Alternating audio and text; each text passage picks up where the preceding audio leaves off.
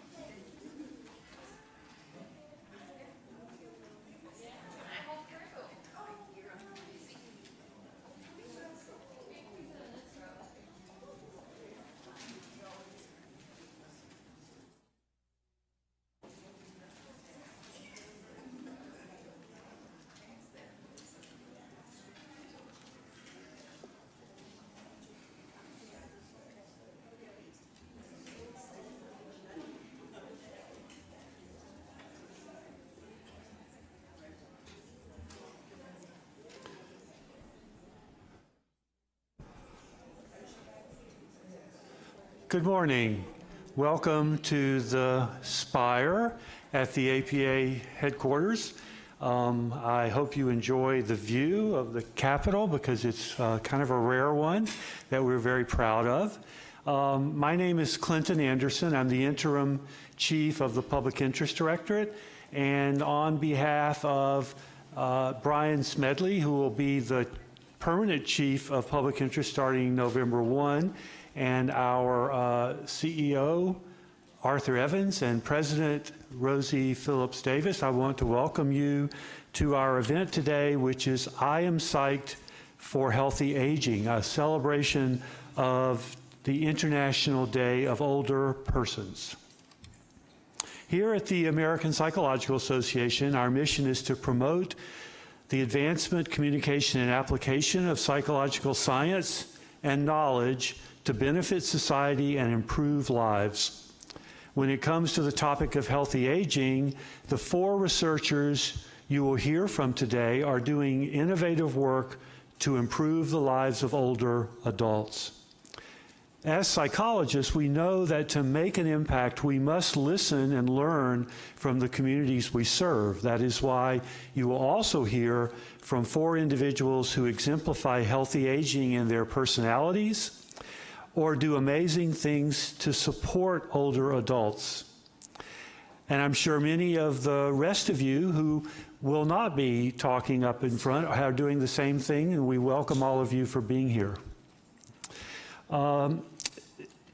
I do encourage you to participate in the question and answer that will be taking place at the end of the program, because hearing from you is really part of the point of this event. Before we get started, I'd like to thank the Society for Clinical Neuropsychology, APA's Division 40, for its generous sponsorship. I also want to thank the incredibly hardworking staff of APA's Women's Programs Office, the Health Disparities Office, and the Office on Aging, and our communications staff for planning today's activities. They have lived and breathed this event for the past few months, and I am excited to see what they have put together. So, to begin, Debbie DiGilio, who is the director of our Office on Aging. Thank you.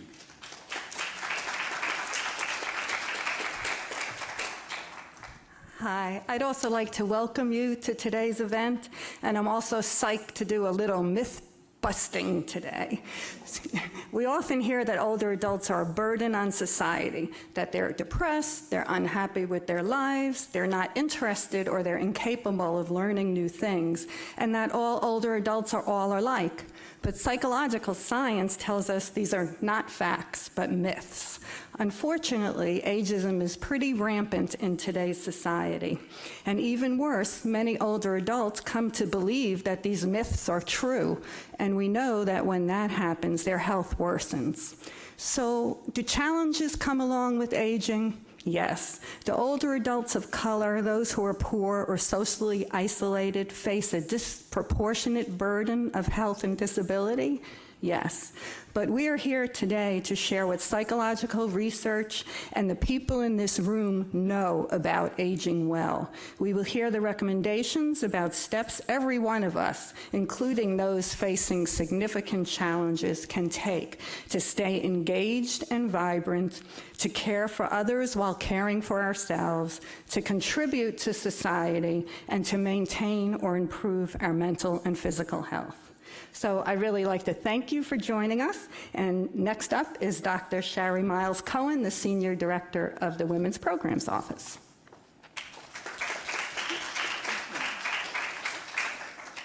Good morning, everyone, and thank you again for joining us today.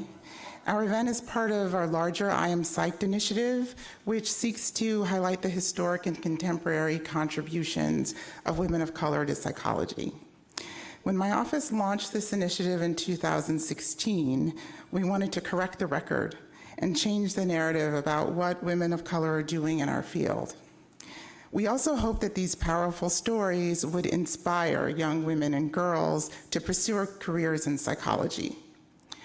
I hope that hearing from our experts today will leave you with an appreciation of the exciting and rewarding career opportunities in psychology, especially for young women and girls of color. So after the formal program, please take a tour of the I Am Psyched exhibit that's just outside of the doors. You'll learn a great deal about the hidden figures in psychology. And for those of you who are watching live stream, please check out our website to see when the exhibit is coming to a tour stop near you, or you can request from us that it come to your institution. So now it's time to get started, the main event. So I would like to welcome Ms. Renee Nash to come and take a seat of honor on the stage and help us get our conversation started. Ms. Nash is the Director of News and Public Affairs at Howard University Radio, WHUR 96.3 FM, and with nearly 30 years of experience in the broadcast industry, I am sure we're going to have 4 exciting conversations. Thank you.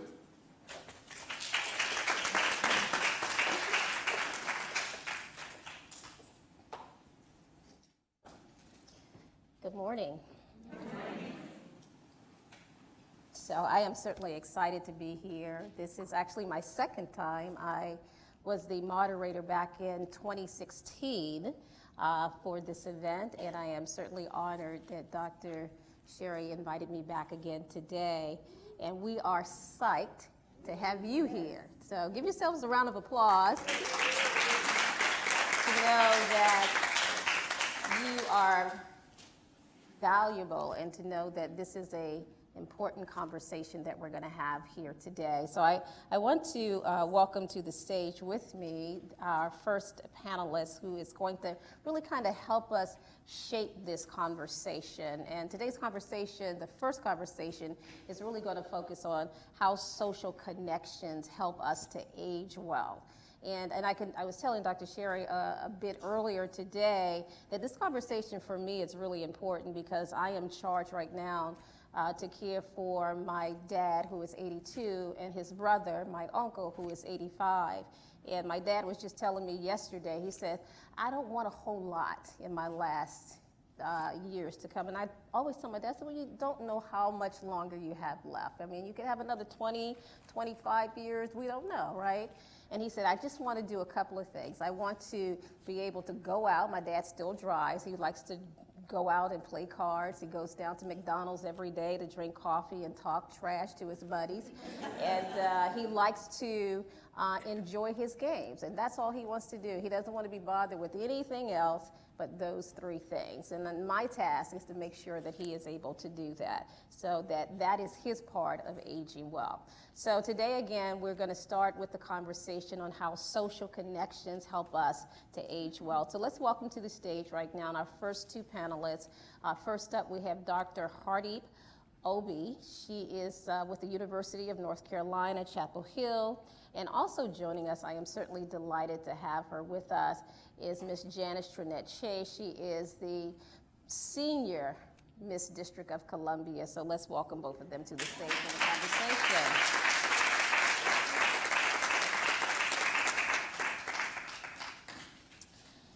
So thank you, ladies, once again for the conversation, and it is going to be a robust one. They have developed some questions for me to ask, but as a journalist, I always like to ask some of my own questions, so I will be doing that as well. So, Dr. Obhi, I'm going to start with you. Can you first tell us about the focus of your research? I understand that you do a lot of research in this area.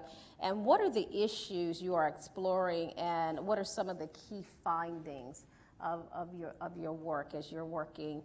And I want to introduce you correctly.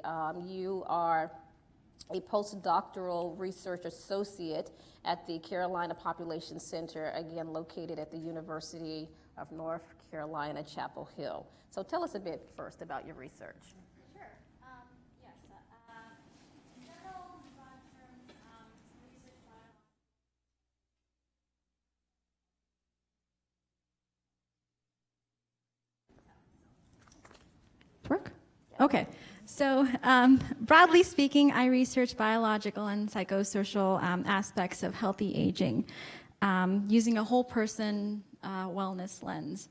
And specifically related to social connectedness and social engagement, in general, few research key findings are that social connectedness, engagement, and living an active lifestyle really do impact life satisfaction and happiness.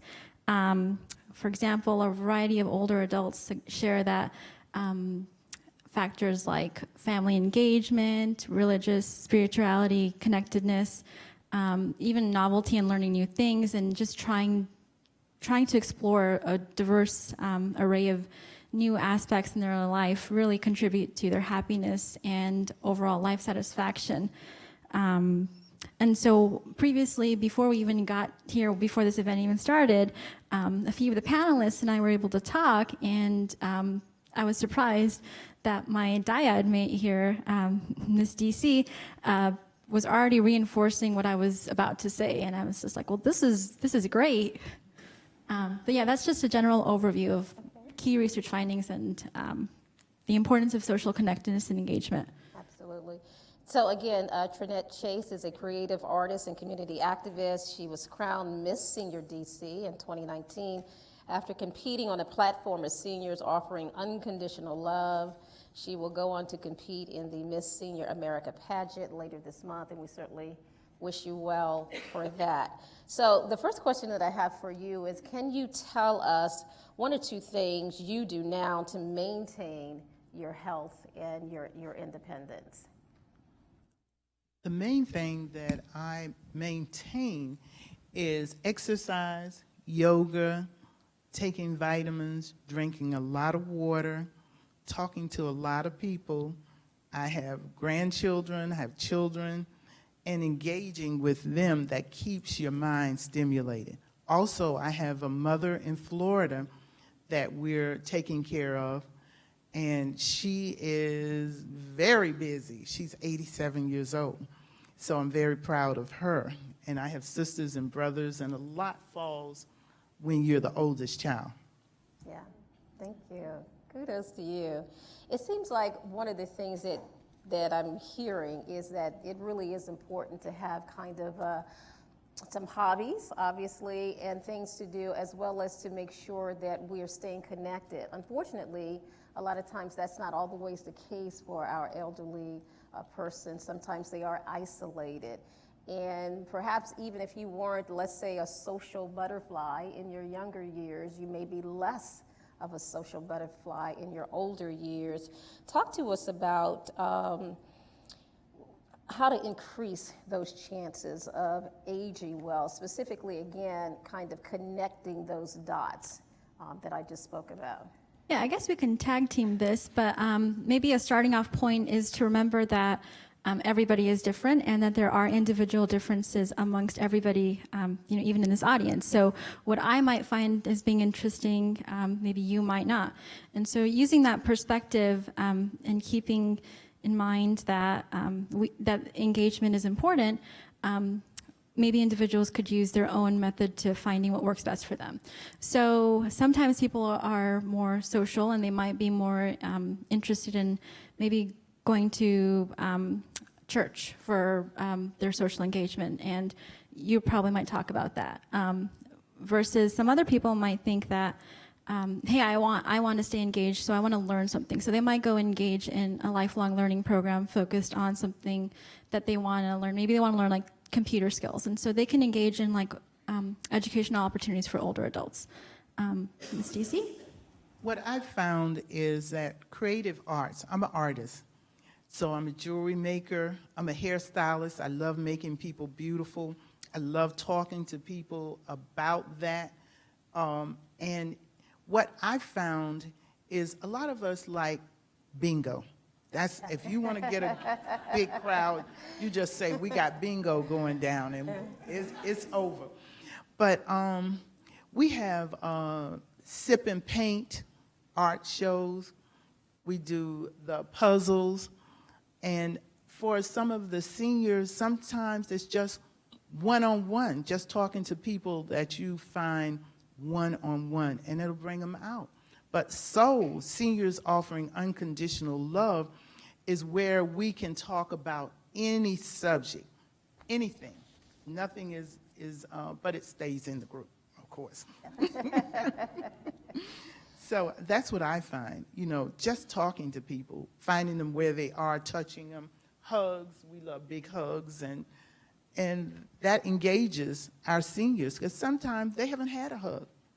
They haven't had anybody to talk to them. So that's very important. In our building, before it burned down, I made it a point to talk to everyone. Sometimes I would stand in the front and just introduce myself and say, how are you doing today? Sometimes that's all that a person needs. Yeah. So I want to switch gears just a little bit and Dr. Obhi, ask you about why you chose your career path in gerontology, and again, kind of talk about how do we get more girls of color to do the same? Sure. So my interest in gerontology, I think, stemmed from my family constellation. So my parental grandparents were a really big influence on my life. And so as an undergraduate psychology major at my university, I found that the developmental psychologists on our team, in terms of the faculty, were really focused on early life psychology.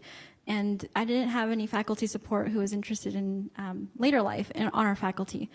So after I graduated with my bachelor's degree in psychology, I did my master's in research and experimental psychology, and I went out of my way to study older adults. My advisor was like, "Are you sure you want to do this?" And I was like, "Yes, Mildred, we really need to learn about older adults." So I went out of my way, found my own participants, and really was able to explore aspects of life satisfaction and happiness among older adults. And then from there, I found a gerontology program where I had a really good match with my major professor in terms of our research interests and personality. And so from there, I studied biopsychosocial associates of cognitive aging. And so now as a postdoc, I'm continuing down this path of cognitive aging and dementia. But in terms of young girls or women getting their interest in aging, what I would recommend is that there are a lot of diverse career paths, and I would just recommend exploring and trying out internships, trying out volunteer opportunities. It may not be the case, like for me, nobody in my faculty really focused on older adult development, but I tried to, if it was an interest, I tried to find a way to make it possible. So you may be volunteering. Also, we have resources available. So there are APA roadmaps. So I did an internship here at the APA a couple summers ago, and we developed this online resource. It's called APA Educational Roadmaps, and it basically has things to do, questions to consider, and like resources for research-oriented careers and practice or clinical-oriented careers, like more applied, for all levels of the academic trajectory. So from undergrads, high school, and even grad school, and later levels of grad school. So there are some resources out there, but I think maybe meeting people and trying to make those opportunities, it's a little tough, but I think it's doable. Yeah, and I definitely would think that you'd have to have that caring personality, tremendous degree of patience. So thank you so much for the great work that you do, and we certainly appreciate what you're doing for our elders. Ms. DC, you wanted to add to that? I wanted to add something.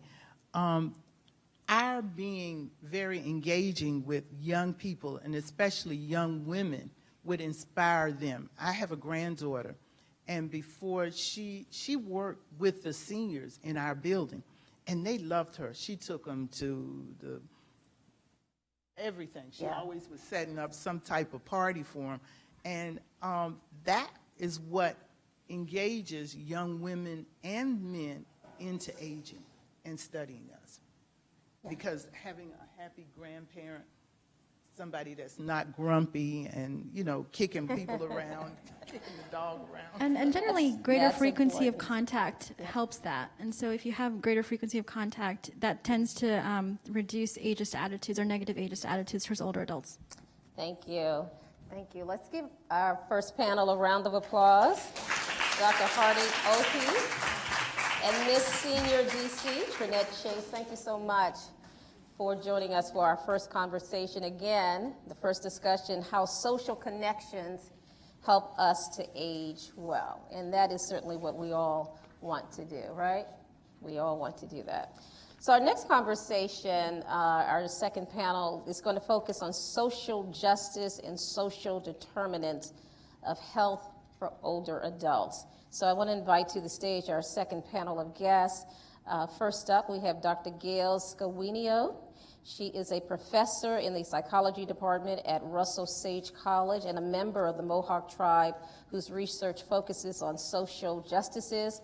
And also joining her is Angela Telsford. She is a job counselor, trainee, Senior Community Service Employment Program, National Caucus, and Center on Black Aging. She assists older adults to find employment opportunities and build skills, self-confidence, and lifelong learning. So let's welcome our second panel to the stage, please. Thank you.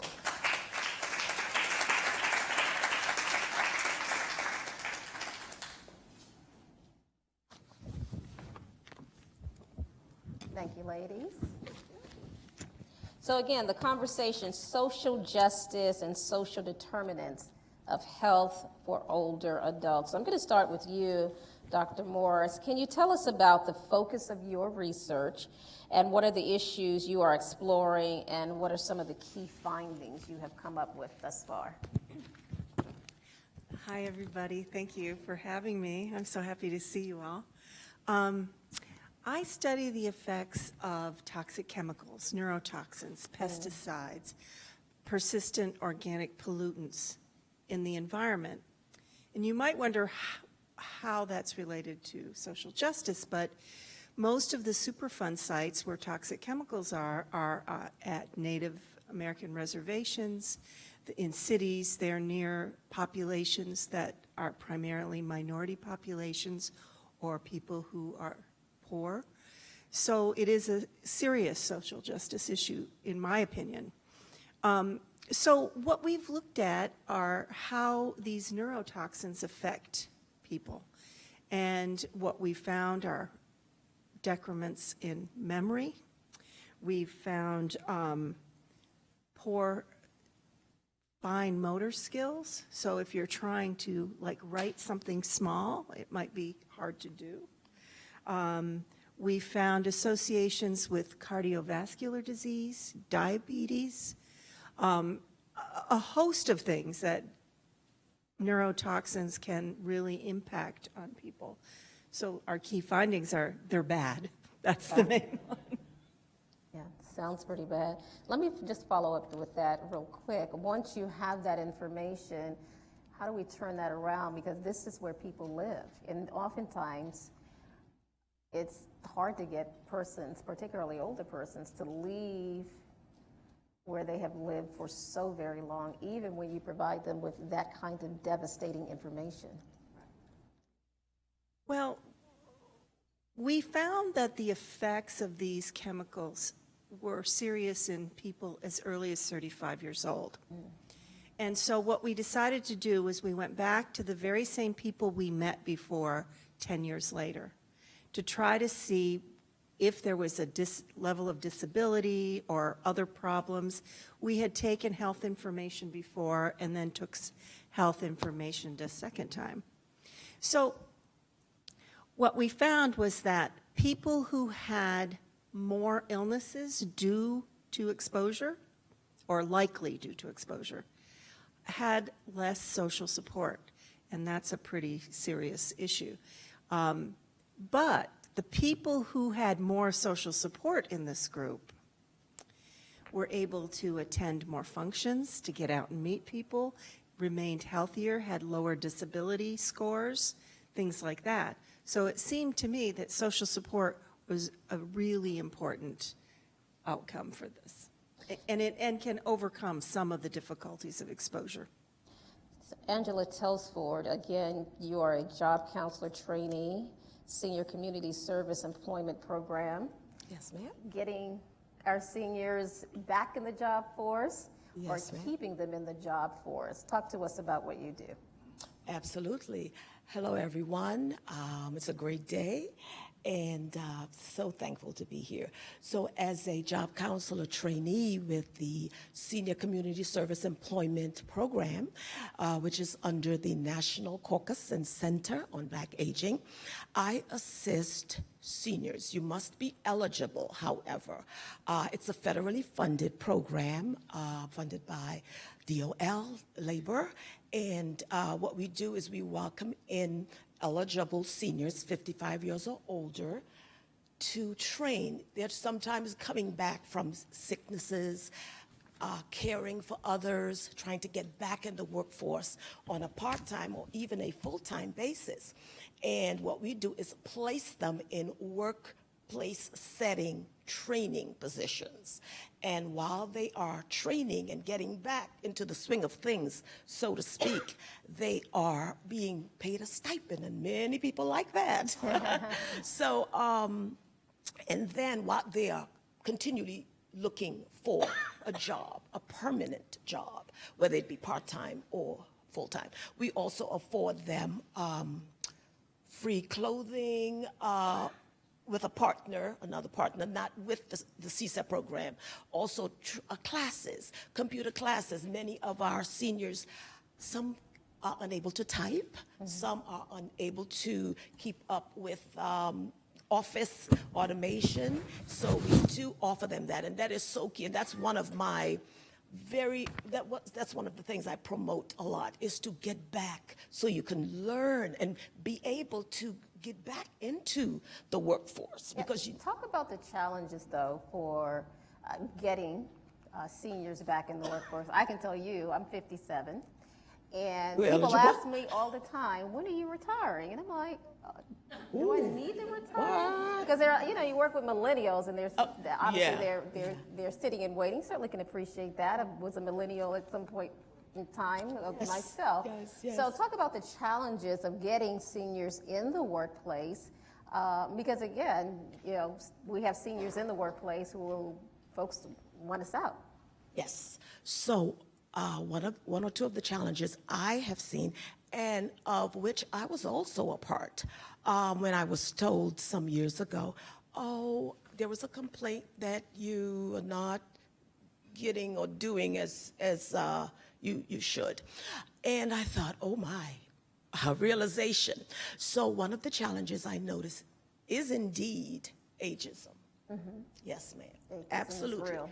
Absolutely. Okay. Because again, we have the millennial generation, we have big pharma, big corporations and things, and they want what's quick, easy, fast, young, bright. What? Why aren't we? We are as well, amen. So I was getting ready to say amen, and I'll say it, amen. You can say amen, that's fine. We are.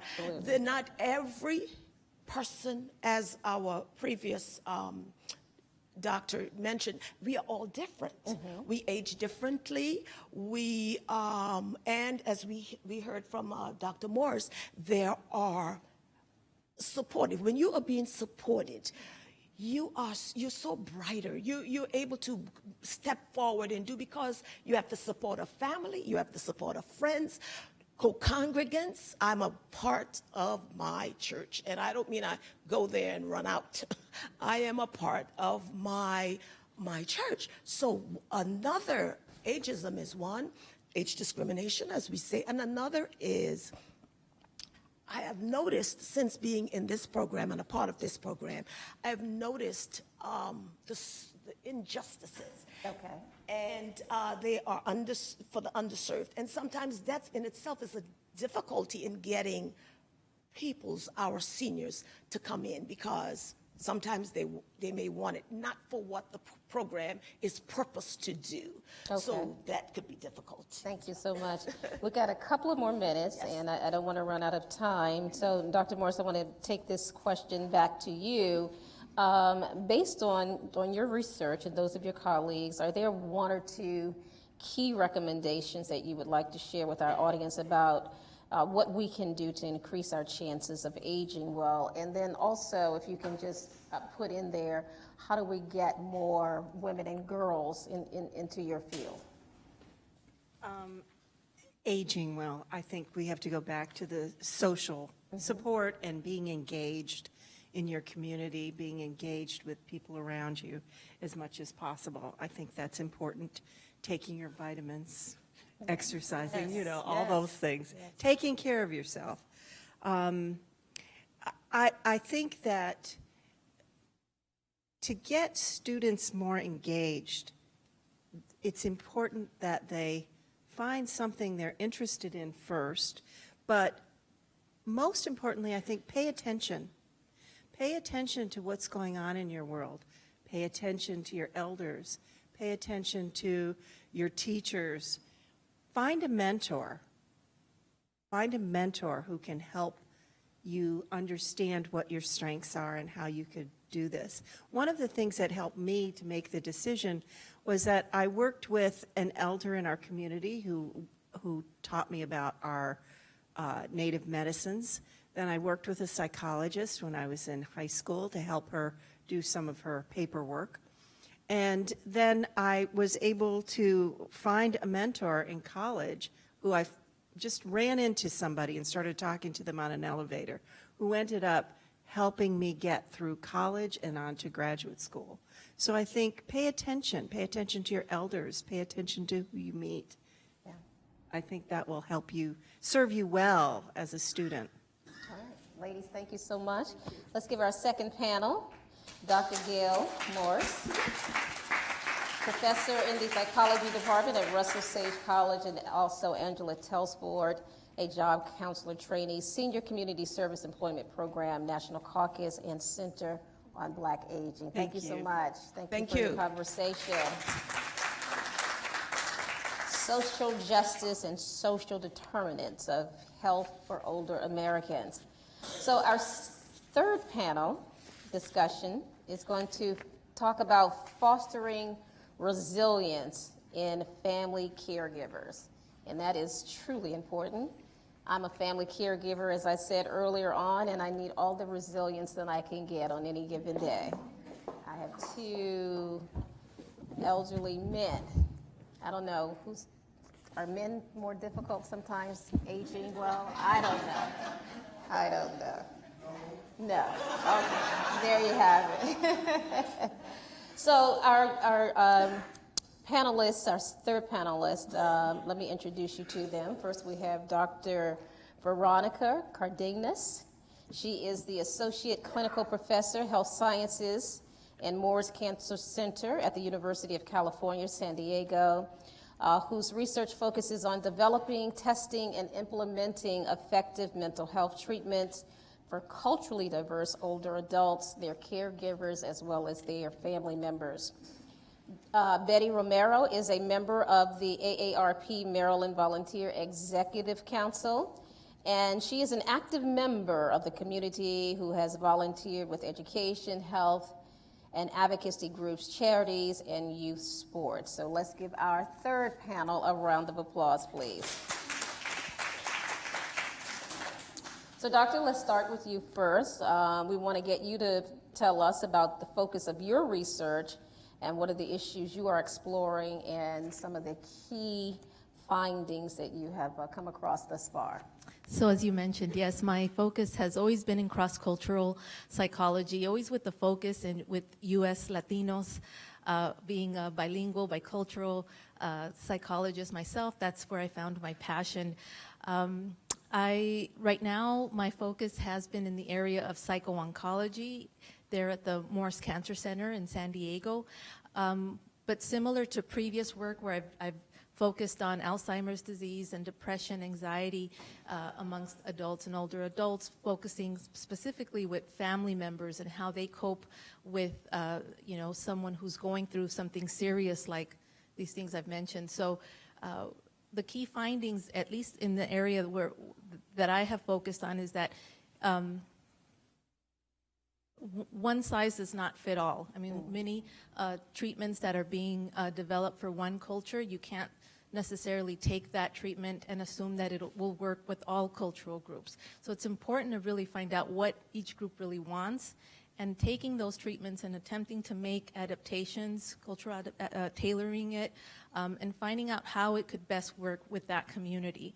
So a lot of the work that I've done has been in culturally tailoring these interventions, and have found, unique ways for them to be satisfying to patients and their family caregivers. Thank you.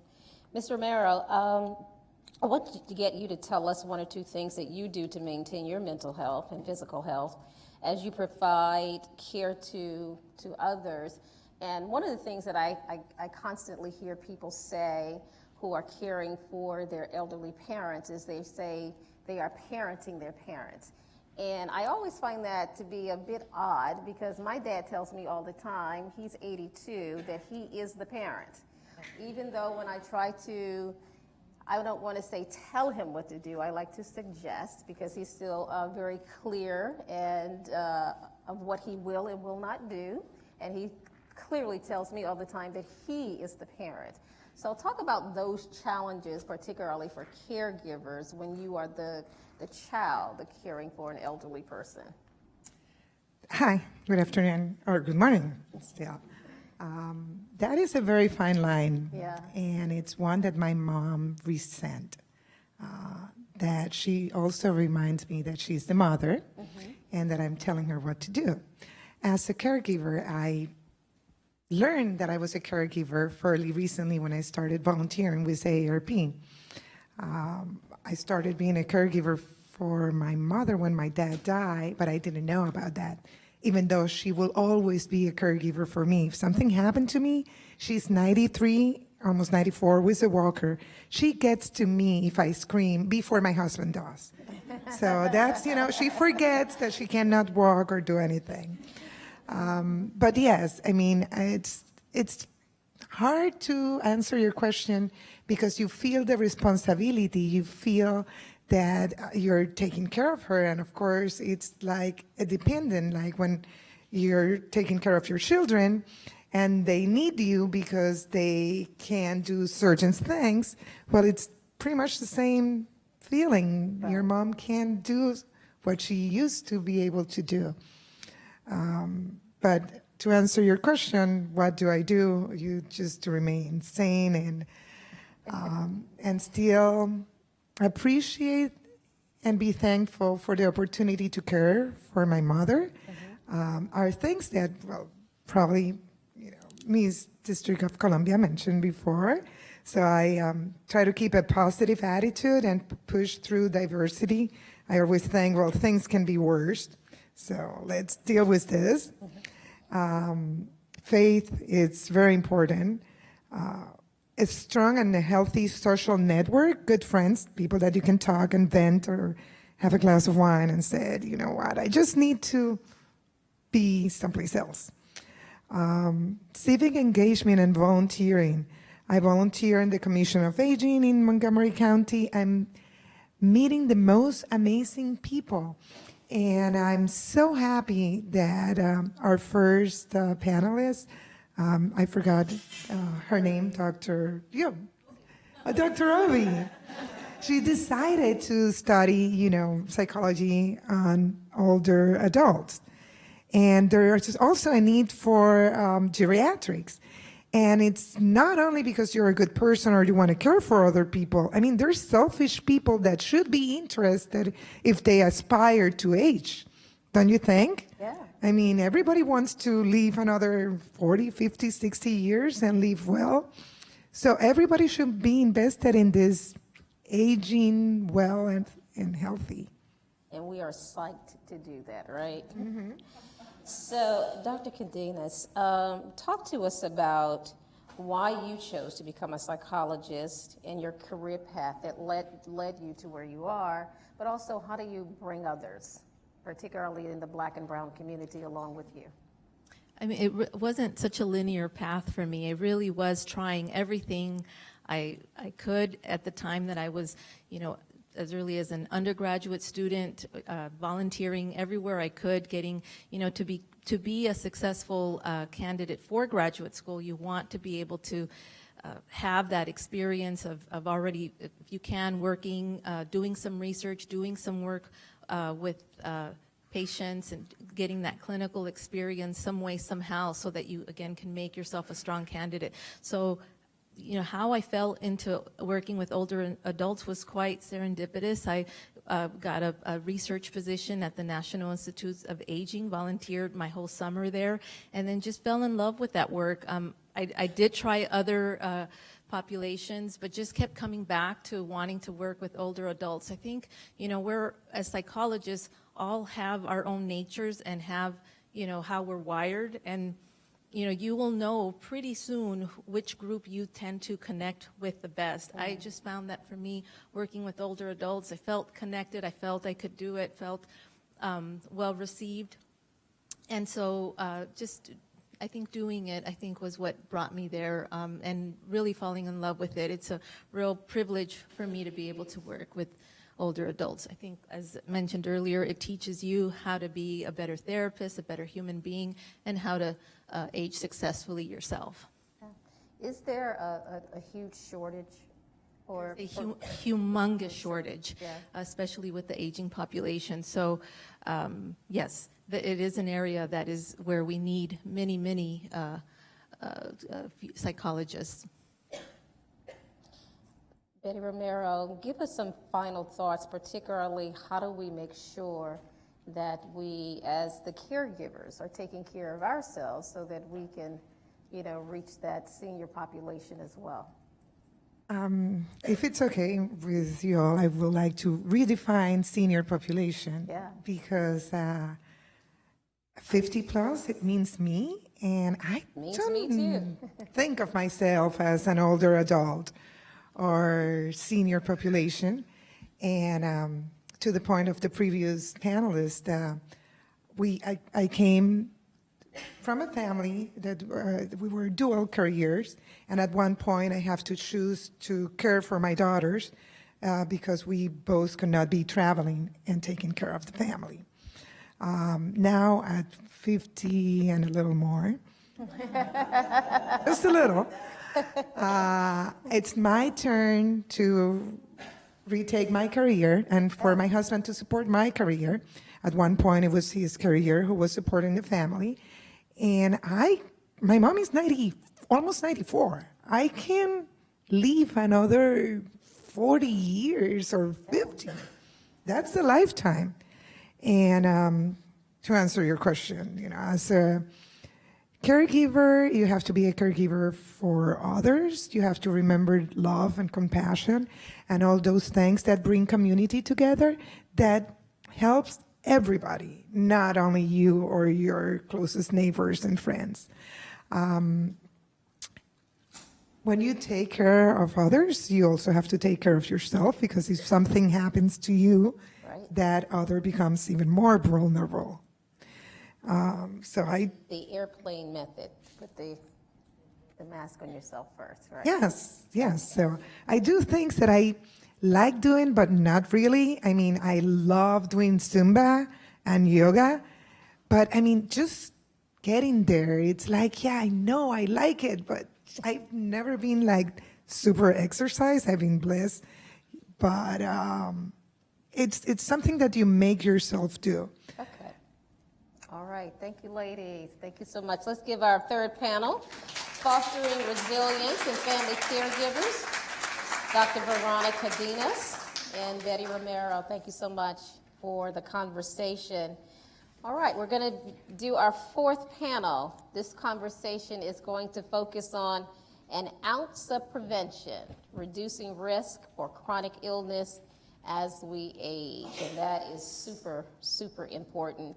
So our fourth panel, let me introduce you to our ladies up here with me today, is Dr. Lisa Barnes. She is with Ala V. and Solomon Jesmer, Professor of Gerontology and Geriatric Medicine with the Rush Alzheimer Disease Center at Rush University, where she is focused on a cognitive neuropsychologist whose research focuses on racial disparities in chronic diseases of aging, including Alzheimer's disease and HIV. Also with me is Tracy Campbell. She is an ambassador with the DC Department on Aging. She is a volunteer for the Mary Center Senior Peer Support Program and charities and organizations in the DMV. So let's give our fourth panel a round of applause, please. All right, so Dr. Barnes, we're going to start with you, and again, a very similar question for you to tell us about the focus of your research and what are some of the issues you are exploring, as well as some of the key findings for you. Thank you. Good morning, everyone. I just want to start by saying I feel like I'm next to a celebrity, so it's an honor to be here. So I do community-based studies to identify risk factors for dementia and healthy aging in older African Americans. Alzheimer's disease is a health disparity for African Americans. They are 2 times more likely to have the disease, but we don't know why. And almost everything we know about Alzheimer's has been done in the majority white population. So I wanted to start a study where I could really understand the risk factors that are impacting older African Americans.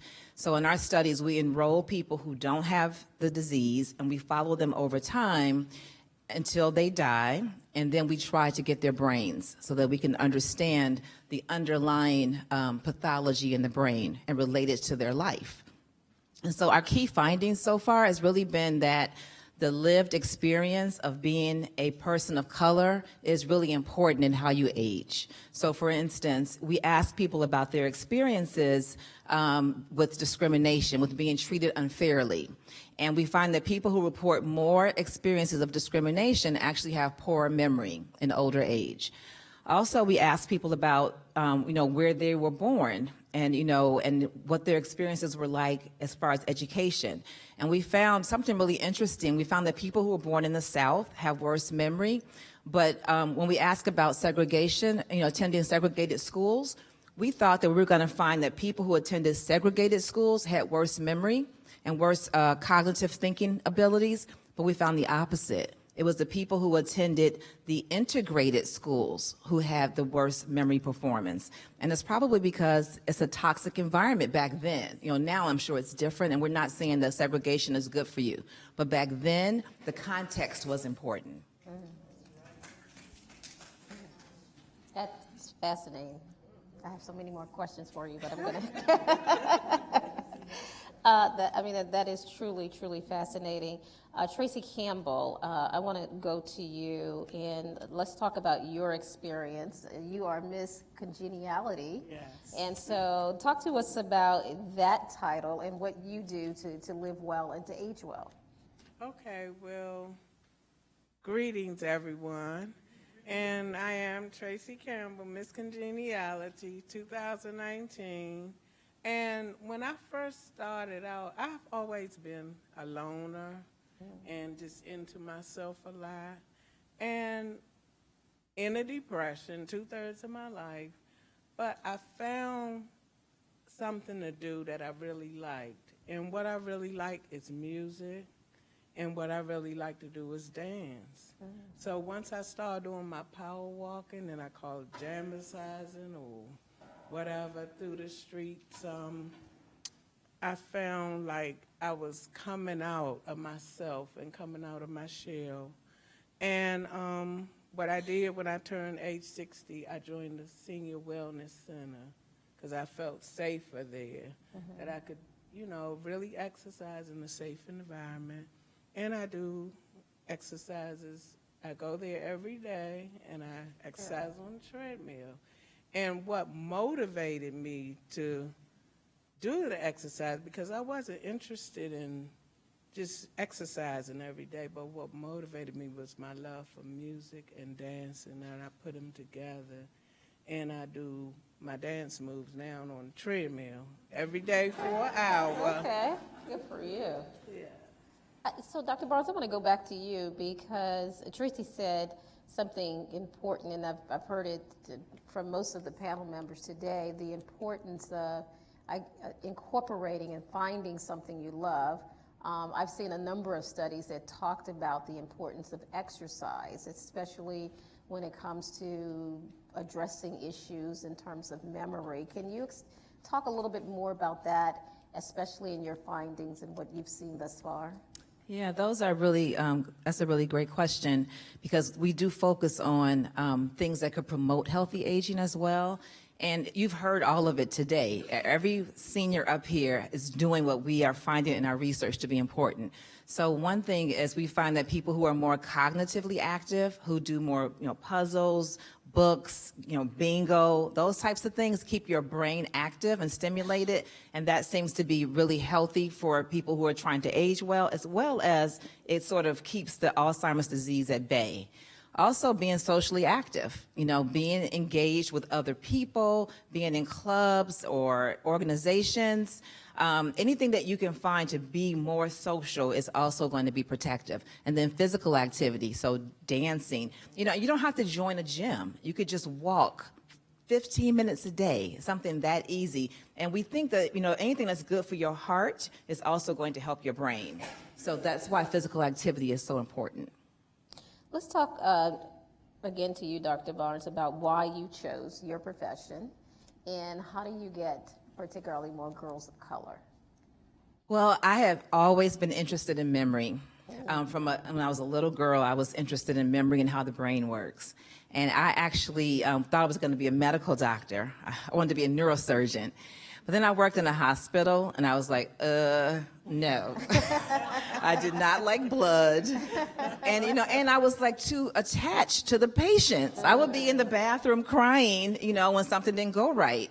And so I was like, okay, I don't have what it takes to do this, but I still wanted to study the brain. And so that's when I turned to psychology, and I became a neuropsychologist. And it's been so rewarding because I still get to interact with patients, but I also get to really study what I love, which is the brain and memory. And so I think for people coming behind me, I would say to you, you've heard it before, but make sure you have a passion for what you want to do. Because I wanted to study memory, I kept pushing and pushing until I found the right field. But also when you get to that fork in the road, take it. Because, your path is not going to be linear. I thought I was going to be a medical doctor, but look at me, I'm not a medical doctor. But I'm still doing what I love, right? And I think you've heard it earlier, too, to find a good mentor. I try to be a good mentor to the people who I'm mentoring, but you need more than one mentor, and especially if you can find a mentor of color, because those, we have a similar life experience, and that will help you because you're going to face a lot of obstacles when you take a path as a psychologist. And having somebody in your corner who understands what you're going through really helps. Ms. Barnes, you talked about walking, dancing, brought you out of a state of depression where you were not feeling your best mentally. And how do you work on you to make sure that you don't go back to that dark place? The key is not to take things personally, because one of the things that I get out of joining this wellness center is that I'm more social. And I was whatever you call it. Yes, before I was a loner, and now that I'm learning to become more social with people, and I'm learning that there are so many different personalities, so it's like, that's why I'm continuously learning as a 61-year-old senior not to take things personally, because a lot of times, one day my grandson was like, somebody had got on my last nerves, and he was like, Grandma, you're not supposed to act like that. You're a miscongeniality. I was like, so I'm still learning. Thank you.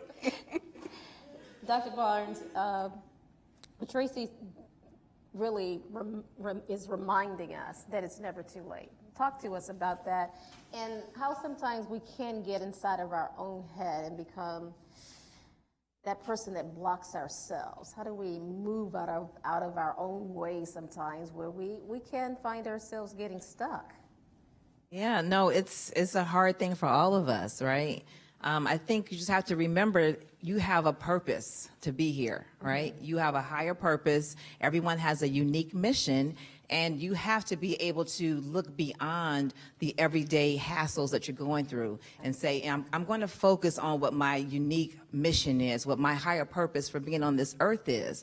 And I'm not doing it just for myself. I'm doing it because I have a legacy of people who are coming behind me that I have to be a good example for. And I think that helps you get out of your own head and say, okay, this is the reason I'm doing this. I'm going to keep pushing no matter what. Miscongeniality. You said something important about, making sure that you stay that happy-go-lucky person. And We talked that as we began the program, that myth sometimes that people, when they think of older persons, they think of us as being grumpy and mean. So as you go about your day, being Miss Congeniality, how do you spark that same spirit and happiness when you come across someone who might be a bit grumpy and not as pleasant as they should be? I always try to have a sense of humor. And when I do run across those, I try to bring some kind of joy into their life, even if it's just assisting them with something. I love singers, and I volunteer to with the isolated singing. I get such a joy out of it. Anything that I can bring to them to put a smile on their face, if I can go to the store for them or whatever I can do to assist them, to try to bring a smile to their face or help them in any way I can. Dr. Barnes, how do we make sure that we check on our seniors, that we don't forget our seniors? Some final words from you. Yeah, I think it's all of our responsibility to reach out to our seniors. You know, I spend a lot of time in the community giving presentations to people about how to age well and how to live well. And you don't have to be a psychologist to do that. You know, you really should get involved because we're all aging. We're all going to be at that age. I mean, I'm almost there, where we're going to be, you know, looking back. You know, we have more years behind us than we have in front of us, right? So it's all of our responsibility to make sure that we are not forgetting the people who paved the way for us, and just doing whatever you can. If it's volunteering at a senior center, you know, going to a hospital to deliver flowers, it could be something really small, smiling at an older person when you're walking down the street. Good morning. Those things make a difference. Yeah. So just remember that. We're all going to be there one day. Absolutely. We hope to, right? Willing. God willing. That is my prayer. Well, listen, thank you again, ladies. Let's give Dr. Barnes and Ambassador Tracy Campbell a round of applause. Thank you. Great conversation. Again, reducing risk for chronic illness as we age. I believe that is our final panel, but we do want to open it up for some questions from our audience. And I think we're going to put some microphones in the audience, so if you have a question, just raise your hand and we will be able to come right to you to find out what you have to say. And then if you will just identify specifically who you would like to address your question to. And we certainly want people to be involved and engaged. So I do believe we have a question back there. So feel free to ask a question and we will certainly do our best to answer it. Good morning, everyone. Good morning. I'm really excited to be here. I'm glad to see some familiar faces. My name is Dr. Shawn Jagaday. I am executive director of an organization called the DC Senior Advisory Coalition. We advocate for seniors here in the district. So, you know, budgeting needs, legislative needs. And I was so glad to hear, I was just going to look up my question for the first, as we were going through the first few panelists, was if each of you, or was, and this is open to any of you, I was going to ask what the impact of poverty might be on how people experience aging well, especially like here in the district. Our organization represents seniors across the entire district, but we can definitely see some disparities. For example, the life expectation of a person in Ward 8 is 20 years less than a person in Ward, I believe, is 3. Yes, and so if you could sort of speak to that, you know, the factor, the poverty factor, and then also, was it Dr. Barnes who talked about that your studies have identified that difference does make, that impact does make a difference in the problem. Have any of you considered how we might sort of reverse that and include that in the solution? So if we know that experiencing racism and stress magnifies the problem of memory loss, is there a way to sort of deal with that trauma to begin to reverse it or at least slow it down? Good question. How do you change that narrative?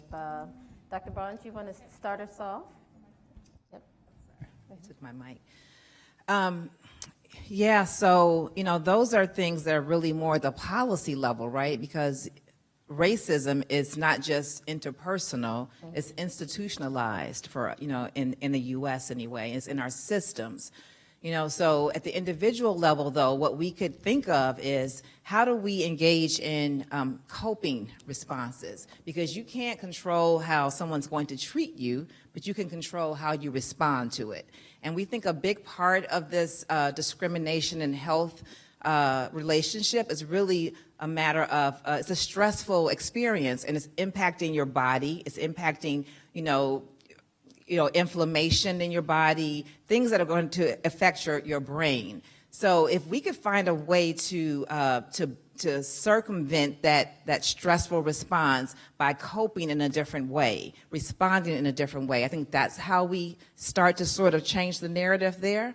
But at a bigger level, we have to make policy changes, and we have to really deconstruct racism in our institutions. And that takes years, that takes money, that takes all hands on deck. Yeah. Anybody else want to chime in? I would like to speak on that, because growing up in Florida, I think what helps a lot is that multicultural environment. So you experience other cultures also, and it stimulates you to think differently. I've always been like a people person that would observe people. And my first experience was at 12 years old when we left Florida and went to New York. And I went to the Bronx Zoo. I wasn't looking at the animals, I was looking at the array of people. And when we grew up in Florida, we could have been bilingual because Ms. Rodriguez was my teacher. My grandchildren are Pan Americans. And I never saw a difference. But the thing is the perception of how we see each other. Because in our building, we had powerful people, but they considered us poor.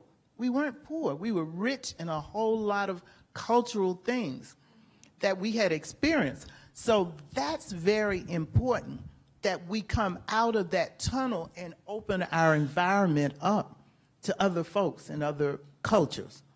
I think that helps a lot, because we didn't know we were poor. We really didn't. Yeah.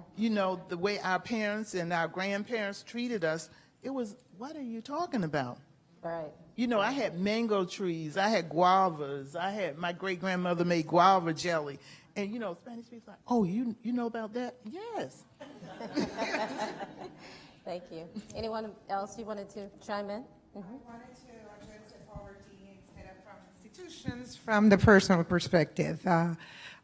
For example, in communities where there's no access to quality food and a healthy diet is very important, and the impact of activism and volunteering and just demanding services. And so many times their services are there, but the people do not know how to access them. It requires, as I searched Montgomery County for senior services, a lot of time and energy, and you have to recertify that they're alive in order to receive those services. So it's time consuming, and if you want to see change, you have to make it happen. And the way to make it happen is just to volunteer, to step up, because the way that you make it better for the people who are there at that age that needs help and are dependent, the better it will be when you reach that age. Yeah. Any other questions from the audience? Yes, ma'am. We'll come to you next, sir. Oh, you can. Yes. Thank you. Good afternoon. I'm Bernice Hutchinson. I am Chief of Client and Community Services with the Maryland Department of Aging, but I'm actually here on another mission. I mean, I'm always everywhere professionally because I'm always looking for good ideas and information, but I'm here on a personal note. This past Saturday, I visited an aunt in Philadelphia who is now in a assisted living facility. And this is a woman who has been such a role model born and raised in Florida, went to the University of Michigan, was probably, I think, one of the very first African-American women to go there, and she matriculated as a nurse. Ended up heading up the NICU ward in a hospital in Philadelphia. And I visited her on Saturday, and the person that I remember was an energizer. She was vibrant. She traveled around the world. She presented papers and looked up research. She was totally quiet, disengaged, vacant, 82, just vacant. And yet I could list a whole list of things that were very positive about the visit. She was so happy to see me. I came with a basket of gifts from other family members. She received those gifts.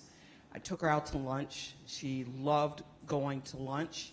She ate heartily, great appetite. She looks great, but she doesn't talk anymore. She doesn't write anymore. I said, "Who's your friend at the facility?" "I don't have any friends." This is not the woman I knew. "Who's your favorite caregiver at the facility?" "I don't have a favorite." So I say all of that. I don't want to take up a lot of time to say that I know a lot about a lot, but I want to get engaged in what's happening with her doctor. Is she over-medicated?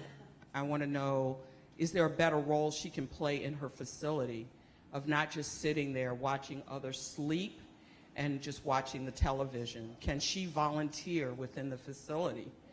I mean, I'm just looking for ideas and maybe angles on possibly understanding. I believe she has an onset of Alzheimer's disease, but I do not know that. Now, how long has she been there? Okay, she's been there now for 6 months. Okay. She was found in her apartment unconscious, Okay. not eating, not drinking. Okay. Her daughter found her. So she's been rescued from a full house by herself, and now she's in a place where probably she's waking up and seeing that she doesn't have as much control as she used to, or at least her perception is she doesn't have control. Anybody want So to I'll take stop that? there. I think you got enough background on it. Thank you. 83 in this facility for 6 months. I just want to add, I had a similar situation with my uncle about a year ago, and we found him. He was pretty much out of it, and he spent about 4 months in rehab, and then we brought him home, and I got him a dog, and now he walks every day a mile. He is so engaged with that dog, and he lives for that dog. Not saying that that's the answer for your aunt, but it gave him purpose. You know, he went from the guy that sat in a chair like this to now he's up, and every day he walks the dog twice. So, just a thought. Anybody want to? You want to add? know what's really scary is that it can happen to any one of us. Nobody knows what's ahead. And the sad part of the story is that what makes you cross that line to give up living while still alive? And that's an answer for somebody else. We'll have a question back there, and then we're going to come to the lady right there. Okay, I think we'll come to you first. And then we'll come to the gentleman back here has a question. And the gentleman over there. One thing was I wanted to connect with you because my sister had a stroke 10 years ago at 46, and she's in Philadelphia as well. So I just want to connect with you about some things that I did, not just for her, but for my 87-year-old aunt, totally independent, and they found her in her apartment after she had a mild stroke. So just what you can do to engage with the staff and whoever is the POA, and just to make sure that you get on board with that team of support to help. But I understand, so I will give you my number. So yeah, you're going to get through this. We're going to get through this.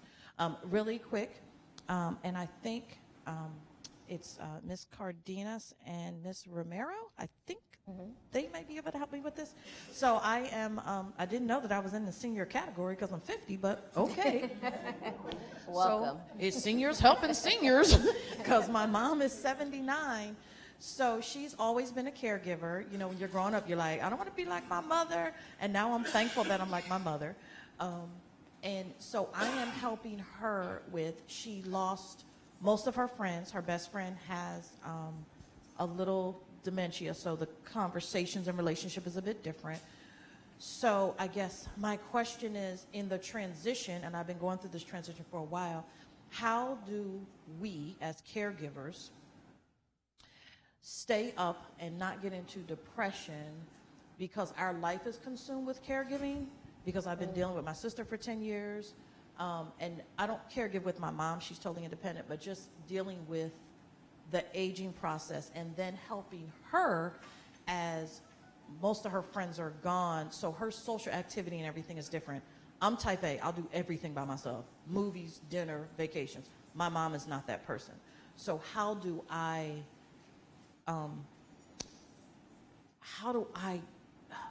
give her the boost of something and then not to be depressed, because I don't want her to die just out of depression. So we talk, several times a day, and I make her laugh every day. But what else can I do? Because when your life is consumed with that, like your friends disappear and all that, because they don't want to hear about it because they're not there yet and stuff like that. All right, thank you. Oh, here we go. So yes, for those of you who are caregivers, first know that you are not alone. There are over 30 million people in the United States providing care, unpaid care for a family or loved one. And we know so much more now about what can happen to caregivers. There's over 20 years now worth of research showing that it can be very detrimental to your physical and emotional health if you do not apply some very basic rules. And I usually break it down in 3 steps. To be a successful caregiver, number 1, you've got to care for your own well-being. At the top of the list there. And what I mean is taking care of, your body, your mind, not losing touch with who you are. Do not stop doing the healthy things that make you feel happy, because that's often the things that get thrown out first, those things that do bring you joy and laughter. So that's number 1. Number 2, don't stop taking care of the things that are important for you in terms of your financial health, your own medical appointments, taking care of your own space. That's number 2. And number 3, care for the person that you are feeling responsible for, or others. Many of these caregivers, by the way, are what we call the sandwich generation, where they're not only caring for an older parent or loved one, but also young children. So that's even like double stress. So, caring for number 3, those folks, but not at the expense of number 1 and number 2. So very crucial, and it requires some changing in how you think about again, that self-care. A lot of times the word selfish has a negative connotation. We prefer to use self-care, but really it's self-love, right? And you need to have that in order to be able to survive and go the distance. For those who have been caring now for over a year or longer, you have to pay attention to those signs of what we call caregiver burnout.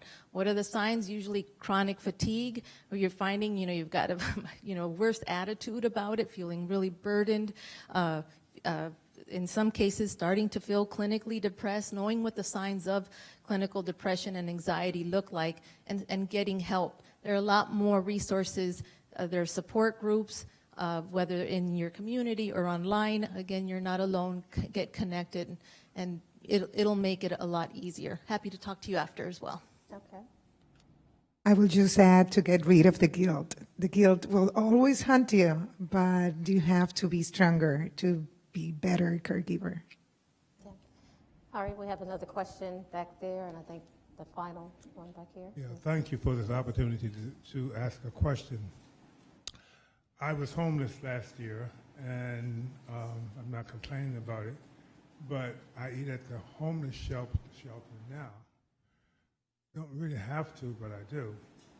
So during the week, I eat at the homeless shelter, On Sundays, I go to the African American churches. The food is entirely different. We have to stop blaming white people for what's going on today. See, 100 years ago, we couldn't do much about what we ate. We had to eat what they gave us, correct? We can do it now ourselves. Fruits, vegetables, whole grains and beans, that's what we should be eating. And people always say, well, I don't like that. It's not what you like, it's what's necessary to do.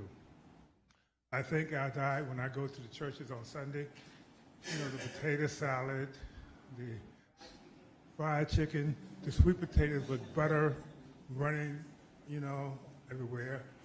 We have to drastically change our diet. That's not white people. We can do that ourselves. So exercise is very important, but I think we should get back to a basic diet. And a basic diet is very inexpensive. An apple, one guy used to see me, he said, every time I see you, you're eating an apple.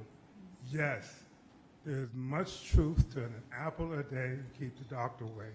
Not totally, but an apple, if you look it up on the computer, you can see all the different things what an apple does. So I think we can do a lot of things ourselves instead of blaming someone else. Thank you so much. Thank you. You wanted to? Okay. You wanted to add? Yes. Yes. Just a quick note. You were saying an apple a day, so it's now, in addition, an avocado a day. Love avocados. Yes, an avocado a day. Yes. Okay. Yes. Thank you. Yes, sir. Your question? Yes. My name is Bruce Purnell. I'm a psychologist, founder of the Love More movement and Seniors Offering Unconditional Love, which is a senior movement for our seniors to take their rightful place as the soul of our community. And one thing is I wish this was called the psychology of us later. You know, it's almost like we don't understand that it's a continuum, but you know, I guess the status quo versus not the status quo. In the status quo, youthfulness is promoted, commercially promoted as beautiful.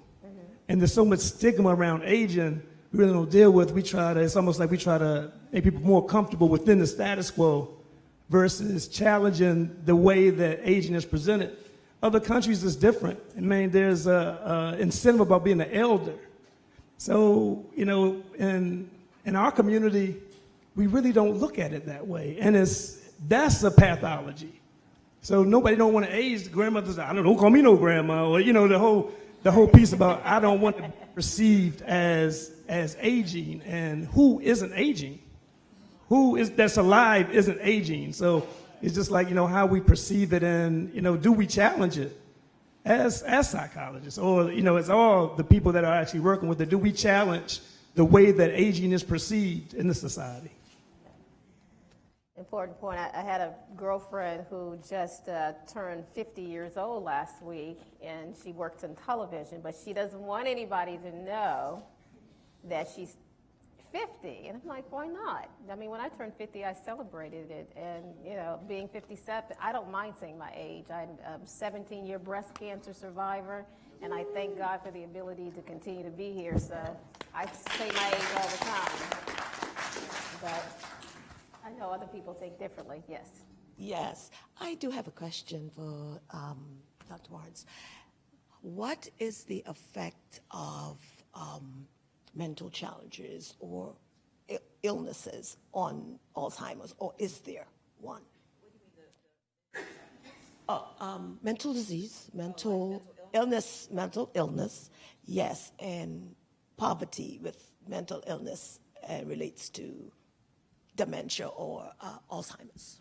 Yeah, you know, I don't study mental illness as it relates to Alzheimer's. Alzheimer's is a brain disease that it's a buildup of different pathologies in your brain.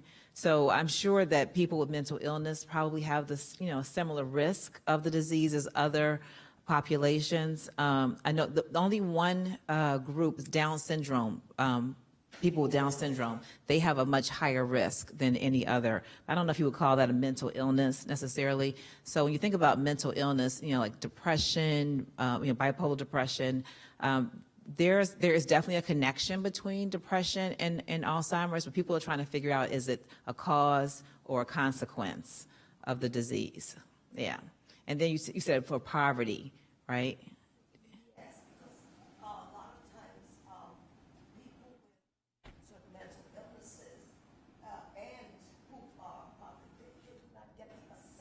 Right. Right, so those things cluster together, right? So they're under-resourced populations, and so they probably are not getting a diagnosis, and it goes for many years without being diagnosed, and so you might think, oh, there's a connection there, but we need more research in that area. I was listening outside and heard Dr. Bruce Purnell talking about aging, and I just wanted to share my own experience as becoming a senior. I'm a senior now, and all I ever thought about was being 21 and going out partying. And so now I have these grandchildren, and I'm trying to give them all of the family history. This is something that's very important for us to do, to talk, because I wish that I could talk to my great-grandfather that would be probably 150 years old, but when I was a young person, I observed him, and we didn't get a chance to talk. So as seniors, we need to talk as much about what we know about our families and share it. Dr. Purnell can produce a lot of his family, but we're going to, in Seoul, start researching our families and probably doing the family reunions again.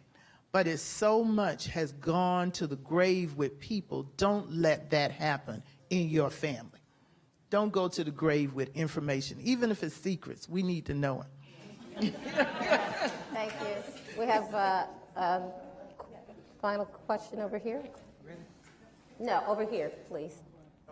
I have a question for Tracy and also for, this would be Betty Romero.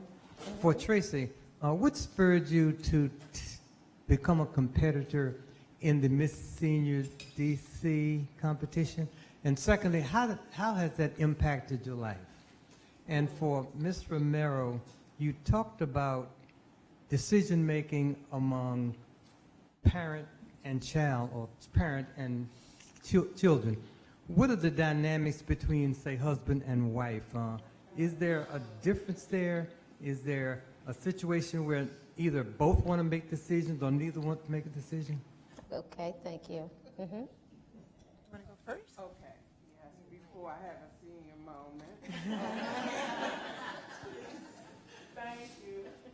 Yes, what encouraged me to run in the Miss Senior DC pageant was when I joined the Bernice Fontenot Wellness Center, and one of the clients there, Miss Joycelyn Thompson, who won 3rd place last year, encouraged me to run. And I didn't want to run because I had all these issues, and when I decided to run, I realized that there were 2 things that I was very, very proud of myself of, and one of them was losing 100 pounds. Oh, wow. Through my jammersizing and my power walking, but now I do shadow boxing. So, and I'm consistently still losing. Good for you.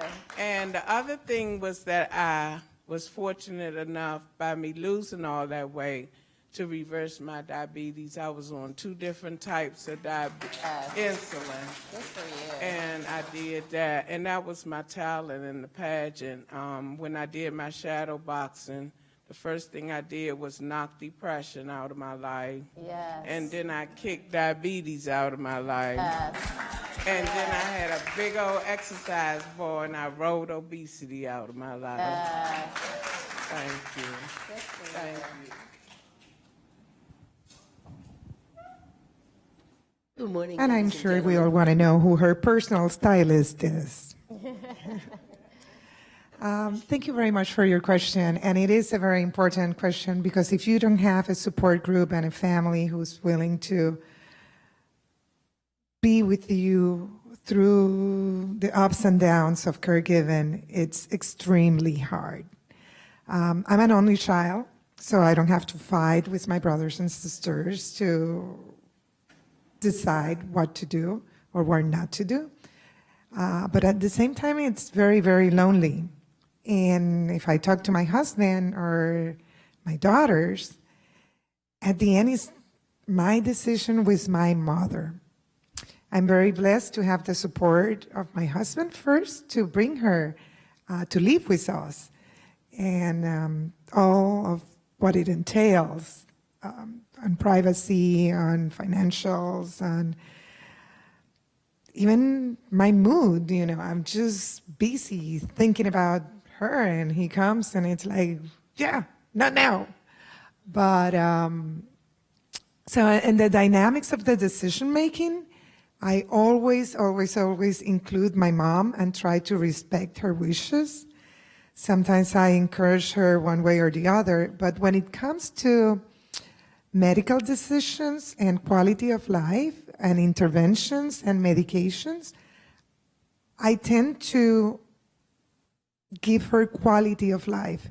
So if by that it means that she can be a lot better with a heart valve replacement, and we're choosing not to do that, it's because it might go wrong, and instead of being healthy like she is right now with congestive heart failure, I mean healthy for a 93-year-old, she can end up the last 6 or 7 months or 2 or 3 years of her life in a bed full of cables and needles. And so it's very hard to make a decision. So there's not an easy answer for that one, just playing it by ear with her and with the doctors. And as I said, I'm very blessed to have a husband which can hear me and at the same time give me the distance to decide by myself. But he's also very smart, so I don't go around and say, you told me, it's your fault, which I will never do. But I hope I answer your question. Thank you. I think we had, this lady was first. That stood up. Okay. Yes. Mm-hmm. Thank you. Thank you. This is just wonderful. This is a wonderful gathering. You know, I just wanted to say that, you know, sometimes those of us, you know, we're seniors and we work with each other. We're not necessarily each other's caretakers, but in a sense we are, because we're taking care of, you know, those other things that are so important. Mm-hmm. And sometimes, you know, when you stop to look it up and to try to sum it up, well, how did this all get together? Because we had an organization, a wonderful organization of senior women who danced and exercised and went to shows and were supporters for each other. Then you say, oh my God, that was my grandmother. She taught me how to do all of this. And somehow the Holy Spirit just brought it all together. And in many of our sessions, we made it a point always to talk about families, and what the comment here was, don't take anything to the grave, share those histories. And this is what we did. And so, you know, I give so much of my appreciation to the Holy Spirit for teaching me, for allowing me to stand back, get out of the way, and this is how it's done. We were in a senior building, and we had space. That's all we had. And we made that space work, believe me. By the power of the Spirit, we made that space work, and it affected all of us in a wonderful way. That's probably why we're here today. And so I just want to say, you know, when you have that ball, take that ball and run with it. Do something with it. Don't just be idle, but just make yourself get up and let's go. Come on, let's go. All right, thank you so much. Thank you so much. Yes, ma'am. Good morning, everybody. Good morning. There's one thing that I haven't heard, one word that I haven't heard in this conversation, but to me it's very important, it's family. It doesn't matter where you are. I have a brother out in New Mexico who's 78 years old, and he has his health issues. But we all, in some way, we communicate. It's not just, caregiving starts in the home. It starts with your attitude, the way, do you love yourself? You love your family. And with that, caregiving goes a long way. It's not just being there, looking eye to eye. It's a daily conversation. And it goes with you wherever you go. We talk about church. We have a church family. We have our business, our jobs. But to me, one of the key components of a good caregiver is having a loving family life. And I just brought that to your attention because I haven't heard the word love of family. And I'm positioned in the middle child in my family. And believe me, it was no picnic trying to get attention. But all through the years, I'll be 70 years old on my next birthday. And all through those years, I can honestly appreciate my parents, my grandparents, and my daughter and my granddaughter for the love that they give me. And it's a key component to caregiving. Good point. Thank you. Good afternoon, everybody. Good afternoon. My name is Taiwa Ashaye. I am a senior at Bowie State University, and I am a psychology major, and I'm also a nursing assistant part-time, and I have worked in a nursing home and assistant living, and I understand, where I've seen patients, clients who have been down, who have been depressed, and it's so much that we can do as a nursing assistant. Like, I know during training they tell us that we are not really allowed to talk about personal things with, the clients. So when we see a client down or, is not really active, or maybe they're telling us a part of their personal life, and like I say, we really cannot really engage too much in it. What can we do to really help them, knowing that it probably could cost us our job, and also it could really, because we're not really trained to really talk to them about certain things. So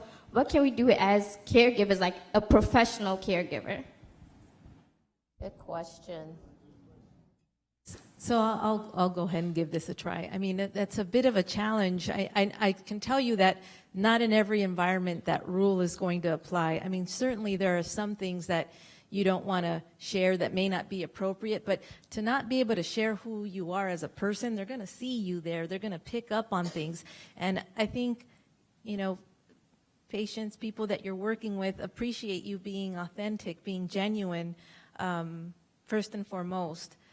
So I think if you're not making that personal connection, of course you're going to have the disconnect, right? So really looking at what that rule really means. It may be that it's just being thrown out there and it's not truly understood. What, where are the lines to this? Because I feel, especially, I mean, right now working in a cancer center, I work with patients who are dying, and I mean, with that particular group, they really want you to be real.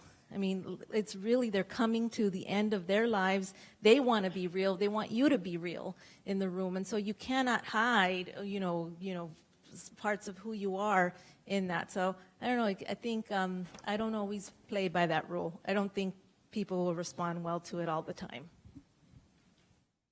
There's a book text and then there's a real life, right? I train students to talk to people in clinical settings, and we talk a lot about self-disclosure and how complicated it is. And I think that you need to be able to share, but you need to follow the rules too. So I think in general, be yourself, like you said, and share, but in a general way. So you don't have to give all the little gory details of what it is, But I would talk to them. I consult in nursing homes and work with people in independent living settings, and there's no way that you could work there and not talk with them in a friendly, real human way. But just don't share the little details that might be. That would be my advice. Right. Exactly. So we'll take that helps. 2 more questions from the audience, but we're about to lose the live stream, so I want to read one of the questions that we got from our audience outside of this building. So how do we address the stigma related to psychology and psychotherapy, often found in many of our communities, particularly with the geriatric population? So this person is specifically talking about ethnic minority communities.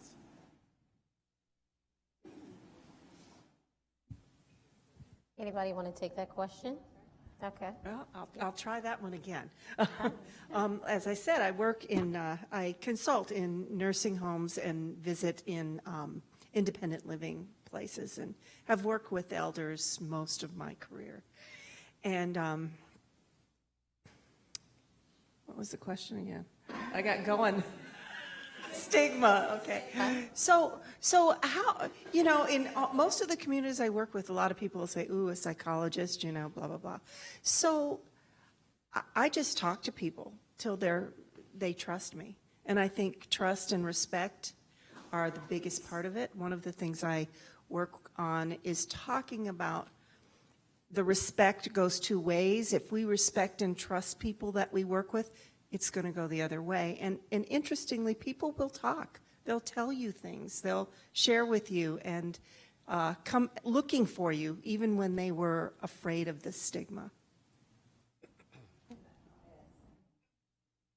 In addition to that, I think it's just a matter of educating people and just raising awareness. Dementia is a stigma in minority communities because people think that it's something bad, something to be hidden. Nobody wants to be senile. We used to call it senility.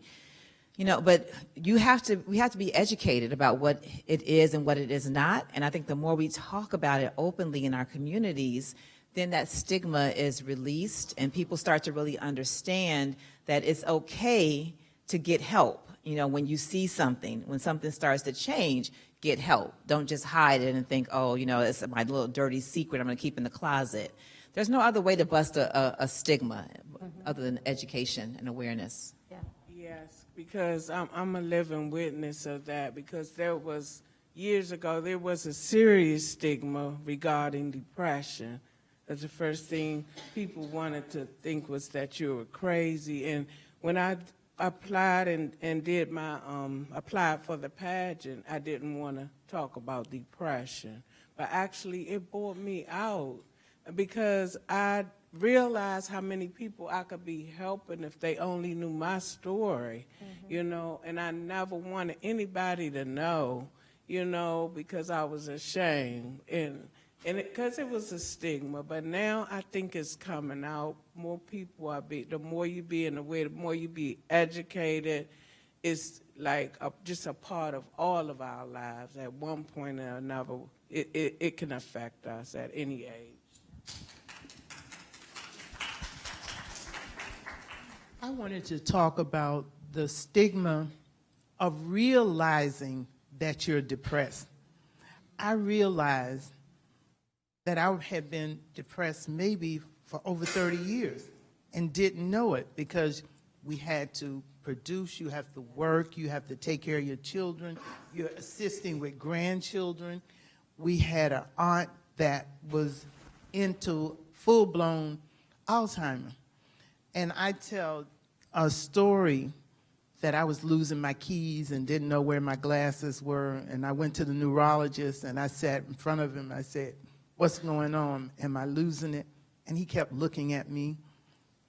I said again, "Am I losing it?" And I told him the whole spiel. He said, "If you were going through early dementia or Alzheimer, you wouldn't be sitting in front of me." And I said, "Okay." I think we have another question over here. Yes, good morning. Thank you all for this tour. My name is Royce. I just recently turned 59, September the 12th. So yes, I am a senior. Thank you. My husband is 73 years old. Okay. For us caregivers, last 6 years I have been caring for him. I am his caregiver. But I do have help with 2 aides at the home. At one point, I had to learn this all by myself. Because once he was going through, which I call short-term memory, the doctors say he has dementia. He remembers everything from way back when. Some things come out that after 19 years, I'm like, what is this? I've never heard of this or whatever. I mean, it's constantly reviving stuff that he knows about. But at one point, I asked him to go downstairs in the building to go to the mailbox. He calls me. He asks me, why am I down here? And he's standing right in front of the mailbox. So then I actually knew that he had short-term memory, as I call it. But my point is, I have to go to all his doctor's appointments because he do forgets things. He was active in D.C. Public School as a Santa Claus. He did James Brown in the metropolitan area, which he still wants to do, but I know he can't because his knees is messed up now. But his name is John Papoose Harris, they call him.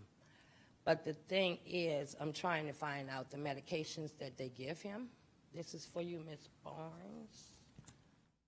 The medication that they prescribe holds before dementia, Ms. Barnes.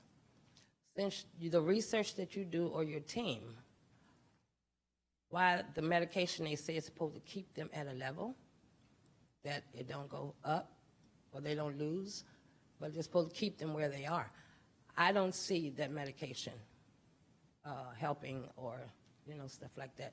So I'm trying to find out, because you're researching the brain and all, what do they have or what do they have to qualify to help these people with dementia or to do a reversal on it? Because there's so many medications on TV at night supposed to boost the brain, make it active, more active nowadays or whatever. So, okay. What do you have? Thank you. Thank you. So there are some. I do have it. 3 years ago, I did get my degree in psychology with concentration on behavior health, a master's degree. Great. So, congratulations. So, the problem with this disease is that it's really it's variable from person to person.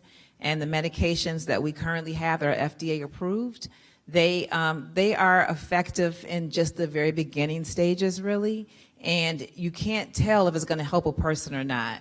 So I don't know your individual case to be able to tell you, and I'm not a physician, so I would never, be able to talk about that with any credibility. But that's why we focus on prevention research, trying to understand things that we can modify in our behavior so that we never get the disease. Because the medicines right now that we currently have, they're not all that effective. We've had like 200 clinical trials fail because we were probably targeting the wrong thing in the disease. So we're still actively learning, what medications will be best.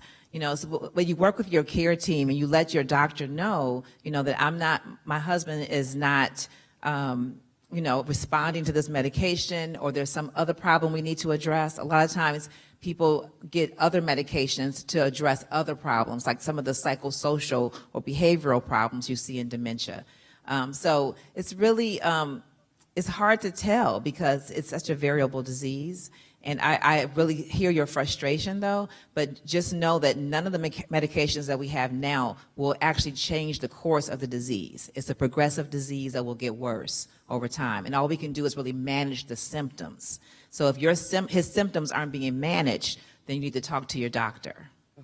Okay, thank you. All right, thank you. I think we have time for last question. Thank you. All right, great. Good afternoon. I just wanted to say thank you for allowing us to connect with this program today. I'm Dr. Aquila Mitchell from Bowie State University, and we brought 4 of our graduate and undergraduate practicum students to connect with this program. And I just wanted to know what opportunities are available for them if they're interested in working with the aging population, as far as research, internships, graduate school programs. How can they connect to begin that process today? Excellent. That I graduated undergraduate school at Bowie State, so go Bulldogs. Anybody want to take that on? Yeah. Well, definitely, I'm not a professional psychologist, but I do want to highlight our minorities and our cultural groups. We care for our people, and we have always had like that thing that we don't say anymore, that crazy uncle or funny kid in the family. Back in the days, we just loved them for who they were. And so the stigma, it's, I think, a recent phenomena, but we are caretakers not only of our family, of our communities, of our environment, and the world. So there is much to say about the stigma. It's something that was recently invented because back in the days, I remember that people just deal with that. But correct me if I'm wrong. Okay, so I would say, can you hear me? So I would say capitalize on your summers and your rotations. So, you know, oftentimes people, when they go to summer, they normally take a summer class, but if you can rotate into somebody's lab, gain some diverse experiences to help cultivate other diverse experiences so that you're better equipped for what might come in the future. So lab rotations, volunteer. It sounds like you guys are in grad school or already on the gerontology type of a path. And so what I did a couple of summers ago, I don't know if you guys were here, but when I mentioned it, but we basically created these educational roadmaps, and it's an online tool on the APA Office on Aging website. And it's essentially things to do, questions to consider, and resources for individuals who are in the research track along with the practice applied clinical track. And it's oriented for different levels of career. And so we have pages focused on undergraduate training along with graduate school and early grad school and then later grad school. And so I think if you just Google APA Office on Aging Educational Roadmaps, that'll come up. And then there's a lot of different pages, and it's supposed to be used as a tool specifically because there wasn't one before. And so because you guys are on a clinical track, maybe you might be interested in going down the clinical, the pages for clinical. But really just try to capitalize on your summer. So I, for example, did internships every summer I could. And when I was in school, I also did rotations in other labs. Just to get more mentorship, get to know other mentors in the field, develop your professional network, go to conferences, present your work.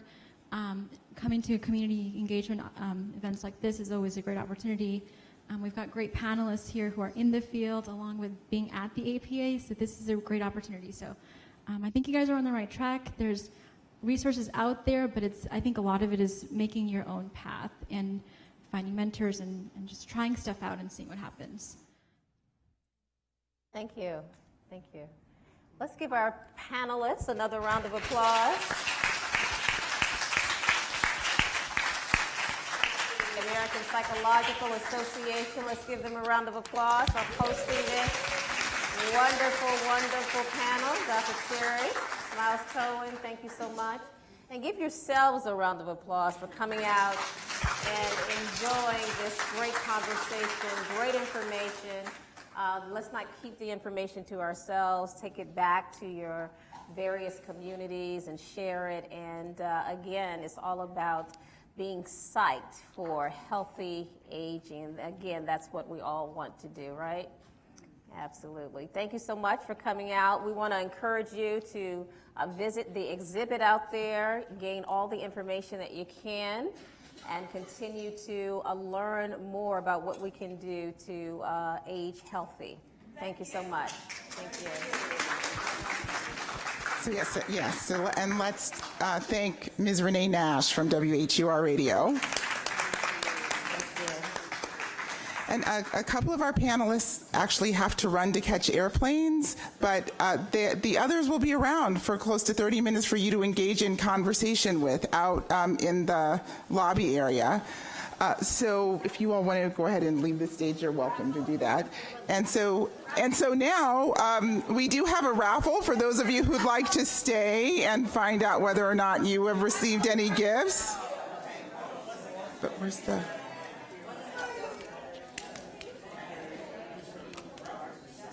Yeah, but I don't have a...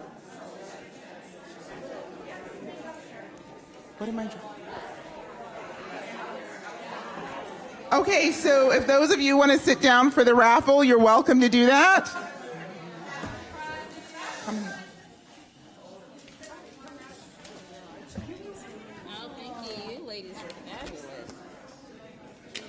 So we have Atlas Performing Arts Center tickets. And Ruth Cohen. Wonderful.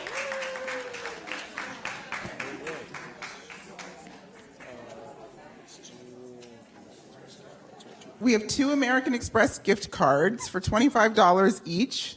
So let's see whose name we pull out of here. Angie Body. That's the first gift card.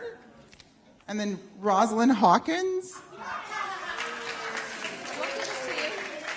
Great. Wonderful. And you can retrieve these outside. So one more $25 gift card. Let's see.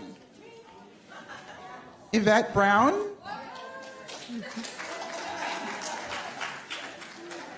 right. Let's do some of the books.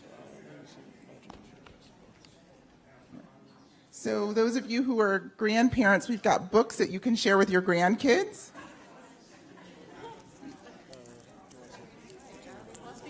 The one's called My Grandma's Mare, and this is Blake. No? Okay. Well, no, not for Blake. Blake. Just says Blake. Red in red pencil. Oh, okay, great. Okay. The next book is called Fantastic You, and that goes to Mary Howard.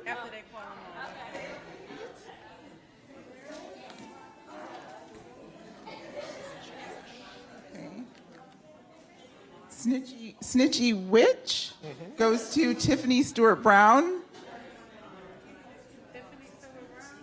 She's like Tiffany Stewart Brown.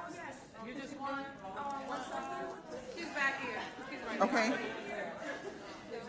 Okay, and then Camilla Cartographer goes to Richard Thomas.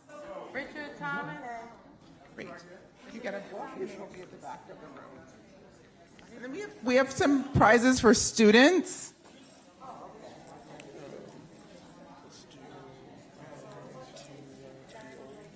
Okay, there's a book called Too Young to Be Old. Oh, sorry, that one's not for students. Oh. What's for students? Let's do assessment and treatment of older adults. Yes. Okay, assessment and treatment of older adults. Charlotte Davidson. Charlotte Davidson. Okay. I don't think this is right. Taiwo Asoya. Oh.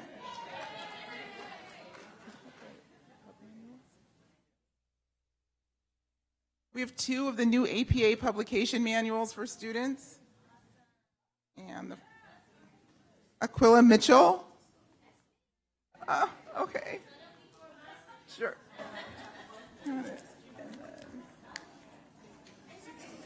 And Susan Price. Perfect. Okay. So the rest of them will do it outside. Okay, there are a few more raffle prizes, but they'll be listed outside on the board. I encourage you all to go out and walk through the museum, ask questions, and have food and drink, which we have outside for you. Thank you so much for joining us today.